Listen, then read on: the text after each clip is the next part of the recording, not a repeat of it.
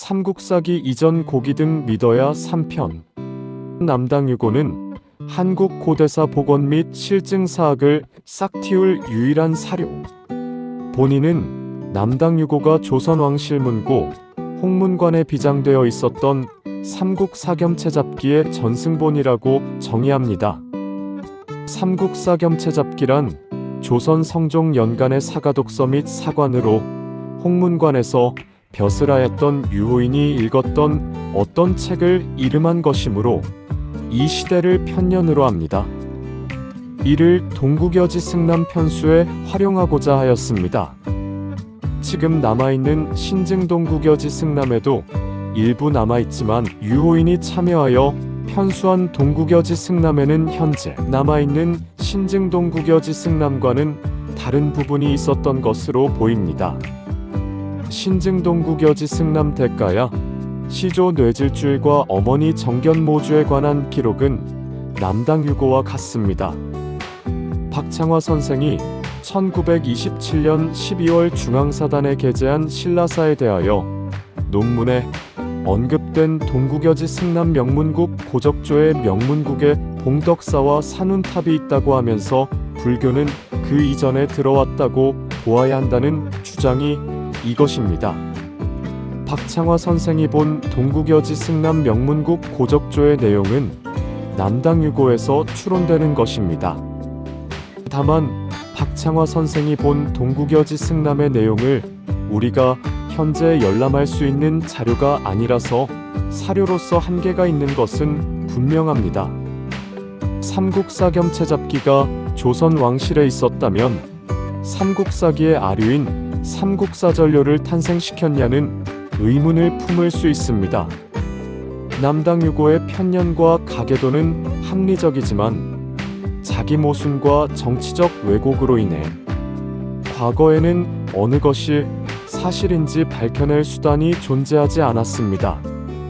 제가 남당유고를 오랫동안 검토한 결과 삼국사의 여러 문제점은 사료의 부족이 아니라 정치적 인위적 왜곡이 빚은 참사에서 시작한 것입니다. 삼국사기 백제본기에는 온조왕의 출자에 관하여 주몽의 아들 혹은 헤브루의 서손 구태의 아들 두 가지 설이 있습니다. 삼국사기는 논란을 덮어버려서 한국 고대사에서 얼마나 중대한 이슈였는지 사료의 중요도를 인지하지 못하게 만들었습니다. 남당유고에는 온조의 생물년 기록이 있는데 백제의 기록인지 고구려의 기록인지 구분할 수 있습니다. 반대의 의견도 있을 수 있고 토론, 검증, 설득의 절차는 밟아야겠지요. 보통은 백제가 주몽의 아들이라고 했을 거라 예상하고 고구려가 구태의 아들이라고 했을 거라 예상하지만 남당유고는 반대를 가리키고 있습니다.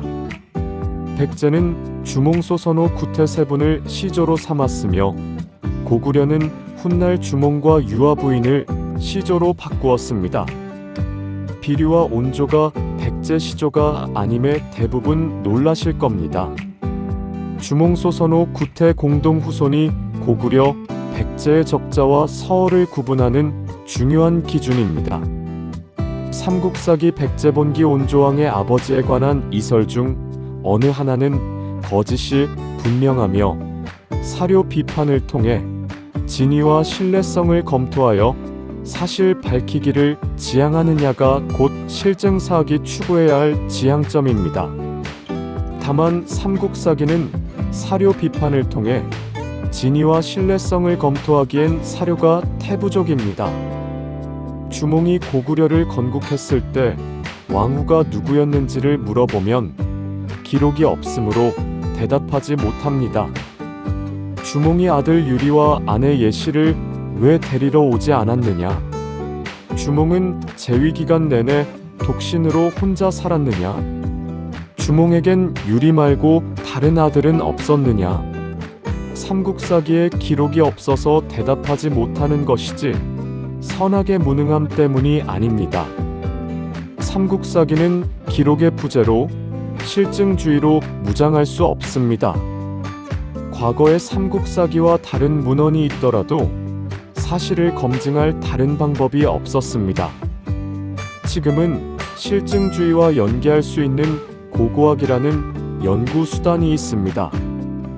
그러나 삼국사기 기록만으로는 문헌사학과 고고학이 별개의 학문처럼 느껴집니다. 실증주의와 문헌사학의 결합을 실증사학이라고 합니다. 실증주의와 문헌사학의 교집합을 실증사학이라고 말할 수 있습니다. 이렇게 좋은 수단이 있었으면서 진척이 없었던 것인가 의문이 있습니다. 삼국사기는 실증주의와 교집합 자체가 없거나 미미합니다. 현재까지 실증사학은 이론에 그칠 뿐이며 실제로는 실증을 검증할 한국 고대사 사료가 태부족이었기 때문입니다. 삼국사기 삼국유사 삼국사전료를 마른 수건 쥐어짜듯 해도 나오는 게 없기 때문입니다. 실증사학을 비판하는 상당수의 사람은 학문의 효과를 학수고대하다가 비판적으로 돌아선 경우라고 생각합니다. 실증사학은 이상적이며 현실 적용은 불가능하다고 생각합니다. 삼국사기를 실증사학과 접목하기 어렵지만 남당유고는 접목할 수 있는 여러 기록이 있습니다. 이미 이루어진 발굴 성과 검토로 남당유고를 검증할 수 있고 남당유고 검증 결과로 새로운 발굴을 계획할 수도 있습니다. 박창화 선생이 사망한 1962년 이후에 이루어진 발굴에서도 남당유고 기록과 비교 검증할 만한 고고학적 발견이 있었습니다. 1971년 무령왕릉 발굴 결과로 피장자인 무령왕의 생물년을 알게 되었는데 삼국사기의 무령왕이 동성왕의 아들이라는 기록이 허구임이 밝혀졌습니다. 일본 서기의 기록을 참조하여 무령왕은 계로왕의 아들이라는 설이 다수설입니다. 일본 서기와 무령왕릉 발굴 결과에 1년 오차가 있습니다. 남당유고에는 무령왕이 누구의 아들인지 구체적으로 명시하지는 않았습니다. 무령왕이 계로왕 또는 곤지의 아들이든 비유왕의 손자이므로 적통 논란이 없습니다.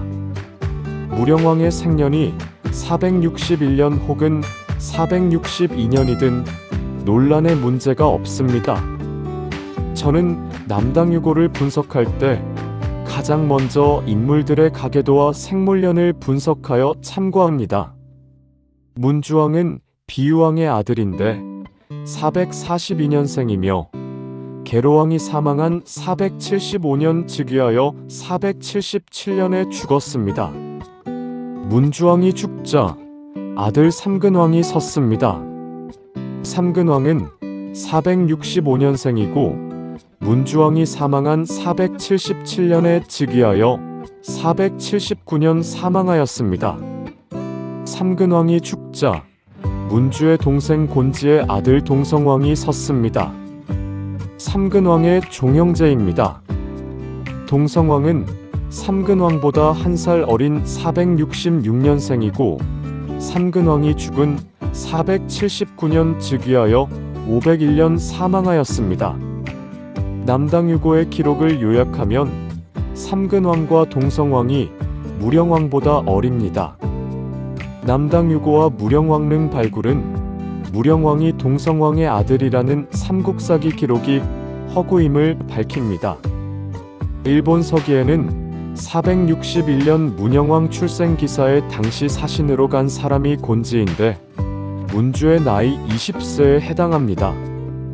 곤지의 아들 동성왕이 466년생임을 감안하면 곤지가 일본의 사신으로 간 461년은 10대 중후반에 해당합니다. 남당유고 기록을 검토하면 한국 고대사 기록들이 상식선 안으로 들어옵니다. 계로왕이 사망한 475년 문영왕은 14세입니다. 남당유고 신라기를 참조하면 당시 계로왕의 왕비와 후궁, 종려 등이 음란함을 당하였다고 하는데 문영왕이 참화를 피한 것은 백제한성에 없었고 그로 인해 보위가 숙부인 문주에게 이어진 것으로 추측할 수 있습니다. 남당유고에는 무령왕의 어머니가 동성왕비였다고 기록하였는데 삼국사기 기록과는 다른 것입니다. 동성왕은 무령왕 어머니의 남편이지 생부가 아닙니다. 무령왕은 자신보다 어린 동생에게 아버지라 부른 것입니다.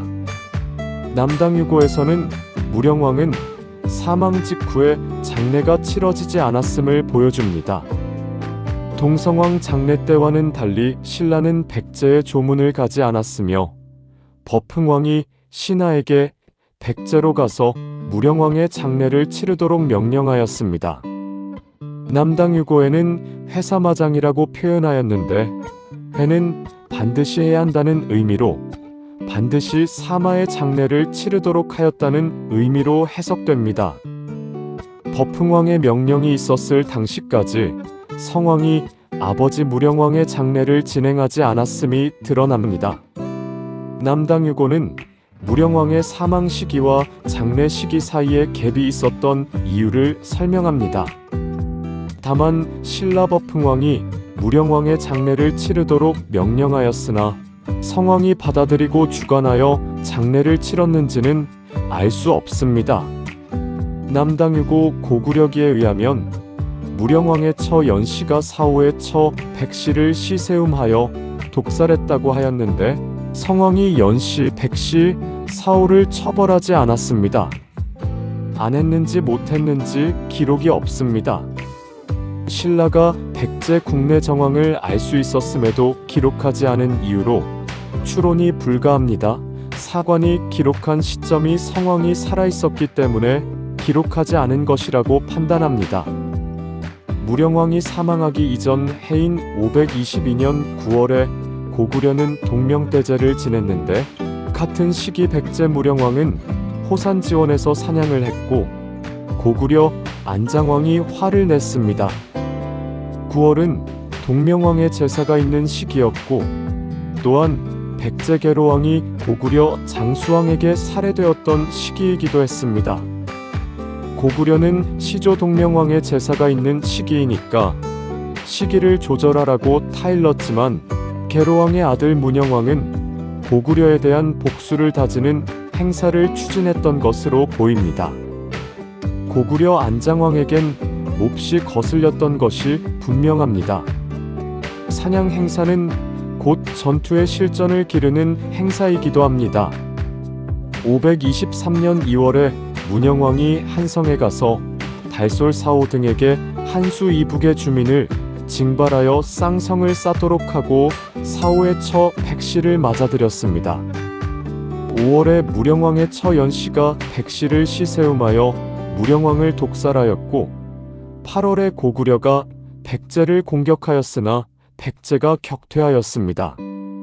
이에 신라가 사신을 보내 사마의 장례를 행하도록 명령하였습니다.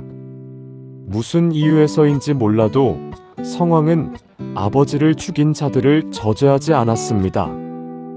고구려가 백제의 자중질환을 이용하기 위해 공격해온 것이기 때문에 장례를 미룬 것이 아닌지 추측해 볼 수 있습니다.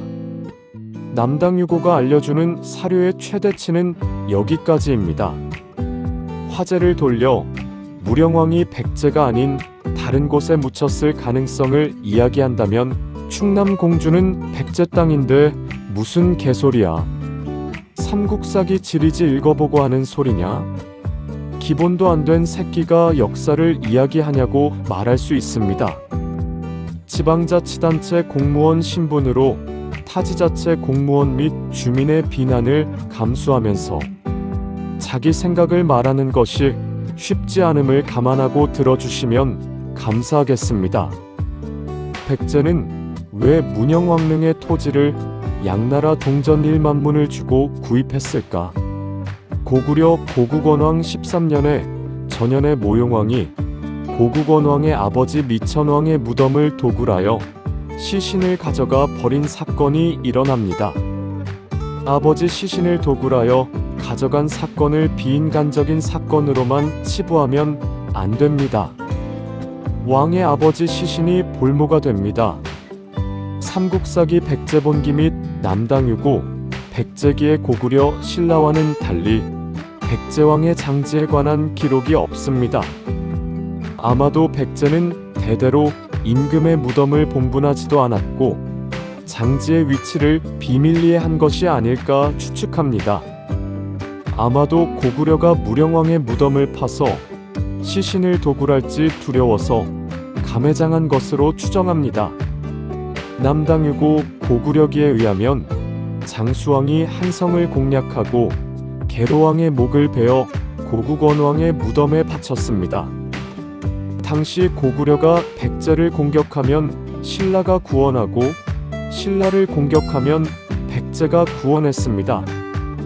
이러한 패턴을 학계에서는 나제동맹이라고 불렀습니다. 횟수나 규모에서는 신라가 백제의 은인이었습니다. 신라와 백제의 동맹을 깨는 것이 고구려에겐 불가결한 상황이었습니다. 고구려가 백제를 먼저 깨뜨리고 신라를 도모하려 했기 때문에 신라와 백제는 순망치한의 형세였습니다. 서거정의 유고 사가집에는 독삼국사라는 시가 있는데 신라와 백제가 어찌 순치의 형세를 알았으랴라고 비판했습니다. 삼국사기에는 그러한 내용이 없으므로 유호인이 말했던 삼국사겸체잡기라는 책을 비판한 것인데 그 흔적이 남당유고에 남아 있습니다. 삼국사기에는 나제동맹은 없고 여제동맹에 관한 기록만이 남아 있습니다. 우리 세대 국사교과서에서 나제동맹과 여제동맹에 대해 배웠지만 정작 삼국사기에는 나제동맹에 관한 내용이 없습니다. 당시 백제왕계보를 살펴보면 비유왕에서 계로왕은 아들로, 계로왕에서 문주왕은 형제로, 문주왕에서 삼근왕은 아들로, 삼근왕에서 동성왕은 종형제로, 동성왕에서 무령왕은 종형제로 이어졌습니다. 자기 명대로 산 왕이 드물었습니다. 대를 잇지 못할까 걱정이 있었습니다. 언제든지 선왕의 묘를 파헤치고 시신을 가져갈 수 있다는 공포에 시달렸습니다. 백제가 우리 땅은 안전한 곳이 없으니 신라에게 너희 땅을 빌려주라고 했을 가능성이 있습니다. 신라버풍왕은 양나라에 사신을 보냈습니다. 신라가 양나라에 사신을 보냈을 때 백제가 도왔는데 당시 백제왕이 사마입니다. 신라는 양나라가 화폐를 사용한다는 것을 알았습니다. 또한 사신으로 다녀온 목적이 새로운 문물과 제도를 배워오는 것이라서 여분의 화폐도 가져왔을 것입니다. 화폐는 양나라의 사신으로 가거나 자녀를 유학 보낼 때 필요하지만 무령왕릉 부역에 참여한 사람들에게 양나라 동전은 무의미한 재화입니다. 가져간다 한들 신기한 장식품일 뿐이고 들키면 죽음뿐입니다. 백제가 신라에게 왕릉 부지를 돈 주고 샀다는 증거를 보이며 법이나 관습을 대며 따지지 말라는 의미입니다. 양나라 동전 1만문의 가치가 얼마나 되는지 알 수 없습니다. 조선의 화폐 단위로 1문이 1푼이고 10푼이 1전이고 10전이 1량이고 10량은 1관입니다. 조선 후기 1량의 구매력은 쌀 한 섬이 5량이므로 1만문의 가치는 쌀 2섬의 가치라고 합니다. 일본 서기에 의하면 성왕은 아들 창을 구하러 갔다가 붙잡혔고 결국 머리를 베어 죽임을 당했습니다. 신라가 두골을 제외한 시신을 돌려주고 두골은 북청계단에 묻었다고 합니다. 백제는 성왕의 두골을 돌려달라고 사정했을 것이고 신라는 어떤 핑계를 대며 돌려주지 않았을까요? 성왕이 신라에게 무슨 잘못을 했는지 사료의 부족으로 이해되지 않습니다. 당시 신라가 백제의 내부 상황을 충분히 알 수 있었음에도 기록하지 않은 것은 사관이 기록할 당시 성왕이 살아있었기 때문이라고 판단합니다. 남아있는 기록만으로 유추해보자면 아버지를 죽인 자들을 처결하지 못한 불효한 아들을 저죄하여 본보기로 삼고자 한 것입니다. 문영왕은 동성왕을 죽인 백가를 죽임으로써 충성을 다했지만 성왕은 문영왕을 죽인 자들을 끝내 벌하지 않은 것으로 비교가 되었습니다. 고구려는 백제계로왕을 베어 수급을 고국원왕에게 바쳤는데 믿었던 신라는 두고를 계단에 묻어두고 밟고 다니라고 방치했습니다. 매년 백제에서도 성왕의 제사를 지냈을 텐데 머리가 없는 성왕의 시신을 생각하면 부끄럽고 수치스러워하며 눈물을 흘리며 신라에게 보복을 다짐하는 계기가 되었을 것입니다. 시간이 지나면 어느 정도 잊혀지지만 잊히지 않는 상처를 백제에게 심어주었습니다. 백제 성왕의 두고를 계단 아래에 묻은 신라 진흥왕은 성왕의 사위이기도 했습니다. 다만 백제는 고구려의 제일 주적이었기에 성왕의 아들 위덕왕은 실행에 옮길 수 없었습니다. 당시 신라는 위덕왕을 포위하여 백제를 끝장낼 수 있었습니다. 다만 백제가 망하면 곧바로 고구려가 남하하여 영토를 차지하려 할 것이므로 전쟁이 불가피했습니다. 또는 백제의 영토를 분할하는 협상을 하려 했을 것입니다. 그런 연후에 고구려의 남하를 신라 혼자서 견뎌야 했기에 백제가 최소한으로 보존될 수 있도록 한 것입니다. 문영왕릉 피장자인 왕비는 유골의 어금니 기준으로 사망 당시 춘추 17세로 추정하고 있으며 흥대신 수종, 은팔지의 대부인 지석에는 백제국 왕태비 수종이라고 기록되어 있습니다. 흥대신 수종을 쓴 것은 격식에 맞지 않으며 대부인은 왕의 어머니를 뜻하는 칭호이며 왕태비는 왕의 생모 또는 전임 군주의 후시를 뜻하는 것으로 사용된다고 하니 성왕의 어머니로 보아야 하지만 명문 기록과 피장자의 유골은 나이 차이가 많습니다. 피장자는 무령왕의 사망 이후 사망하였기에 성왕의 모후 신분으로 장사 지낸 점은 타당합니다. 지석의 기록과 피장자의 유골에서 차이가 많은 것은 고고학에서 극복할 수 있는 과제가 아니며 감회장 후 이장하는 과정에서 유해가 바뀌었을 가능성도 있습니다. 한국 고대사를 혼란스럽게 하는 것 중에 하나가 무령왕릉 출토 매직권이 왜 여기에 있어야 하는지에 대한 의문입니다. 매직권은 지신들로부터 땅을 산다는 일종의 토지 매매 문서입니다. 왕이 자기 영토에 묻힌 경우에도 매직권을 매입해야 했다면 그것은 나라의 유행이었을 가능성이 높습니다. 같은 사례가 있어야 당시 풍습이었구나 라며 넘어갈 수 있는 문제입니다. 현재까지 발견된 매직권은 무령왕릉이 유일한데 매장 당시를 기준으로 남의 나라 땅이었기 때문이 아닐까 추정할 수 있습니다. 마지막에 부종율령이라는 문장은 율령을 따르지 않는다고 해석됩니다. 충남 부여가 무령왕 매장 당시를 기준으로 백제 영토였다면 판독의 잘못을 의심하게 합니다. 굳이 쓰지 않아도 되는 문장입니다. 이는 무령왕의 제사 방식이 매장지가 속한 국가 방식이 아니라 남의 나라 땅에 묻힌 백제왕이므로 백제의 율령을 따르라는 뜻으로 보입니다.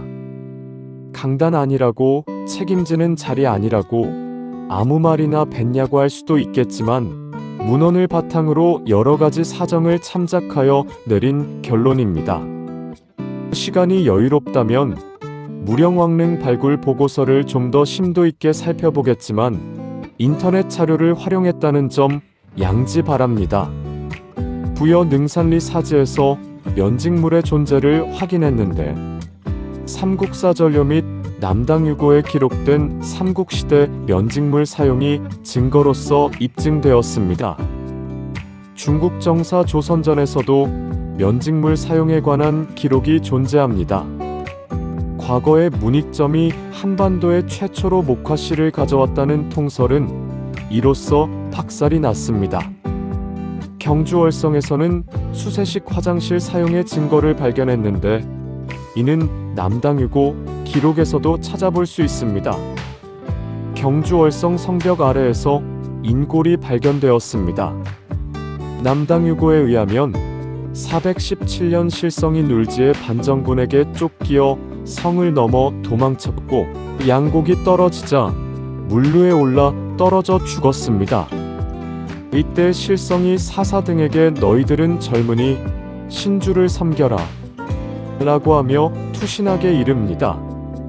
그러므로 월성 성벽 아래에 묻힌 인골들은 실성을 따라 죽은 사람들의 무덤일 가능성이 있습니다. 고고학적 발굴 결과로 사망 원인이 같은 시기에 추락사로 밝혀진다면 의미 있는 결과를 도출할 수 있습니다. 황남대총 남분의 피장자를 실성왕으로 특정할 수 있습니다. 고고학적 발굴 결과로 황남대총 남분의 피장자는 5세기 초반에 60세 전후로 사망하였고 부인보다 먼저 사망 북분 피장자의 키는 알 수 없는데 이는 분골했기 때문입니다. 이는 박창화 선생이 사망한 이후인 1973년부터 1975년에 이루어진 발굴에서 확인한 것입니다. 창작으로는 불가능합니다. 박창화에게 이러한 선견지명이 있었을까요? 박창화는 천재가 아니라 신입니다. 삼국사기에는 실성왕비가 실성왕보다 늦게 죽었다는 기록도 없고 실성왕이 어떤 상황에서 죽었는지에 관한 기록도 없습니다. 그러니까 고고학적 중요한 발굴이 있어도 비교할 문헌 자체가 없으면 실증사학을 부르짖는 것은 공허한 메아리처럼 들릴 뿐입니다. 이미 이루어진 발굴 성과 검토로 남당유고의 진실성을 확보한 연후에는 추가적인 증거 확보를 위해 미추왕릉 발굴을 계획할 수 있습니다. 삼국사기에 의하면 미추왕은 284년에 사망했는데 고고학에서는 빨라도 4세기 중반으로 봅니다. 남당유고에 의하면 미추왕은 292년에 태어나 362년 춘추 71세에 사망했습니다. 키는 8척인데 황남대총 남분 피장자 실성왕의 키가 180인데 남당유고에는 7.5척이라고 기록하였으므로 1척은 24cm가 됩니다. 미추왕은 192 큰 키를 가지고 있습니다. 삼국사기를 참조하면 미추왕릉은 고려시대 이후로도 관리되고 있었으며 위치가 분명한 국내에 몇 안 되는 신라왕릉의 하나입니다. 기존 발굴 성과 검토 후에 조심스럽고 신중하게 최종적으로 미추왕릉 발굴을 검토할 수 있습니다. 삼국사기와 남당유고는 미추왕의 사망 시기가 78년 차이가 있으며 방사선탄 소연 대측정에 의한 오차 범위 밖에 있기 때문에 시료로서도 남당유고 검증에 좋은 선택이라고 볼 수 있습니다. 남당유고의 모든 기록들을 유물 발굴을 통해 실증적으로 검증할 수는 없지만 한국 고대사 사료의 유효성을 확보할 수 있게 됩니다. 현재의 남당유고 내용만으로도 검증 및 사료로서 이용에는 문제가 없지만 형식적으로는 모본의 존재를 확인할 수 없어서 확인할 때까지는 믿지 못하겠다는 주장도 있습니다. 이 때문에 이재명 대통령님과 타카이치 일본 총리의 정상회담이 나라연에서 개최된 시기에 남당유고 모본 실존 여부를 확인해 주기를 바란다는 취지의 쇼츠 영상 여러 편을 제작한 바 있습니다. 그러나 우리가 먼저 결심하여 한국 고대사 복원 작업을 시작하면 일본 스스로가 함께하기를 원하는 그림이 그려지는 이유를 다음 편에서 소개하겠습니다. 4편으로 이어집니다.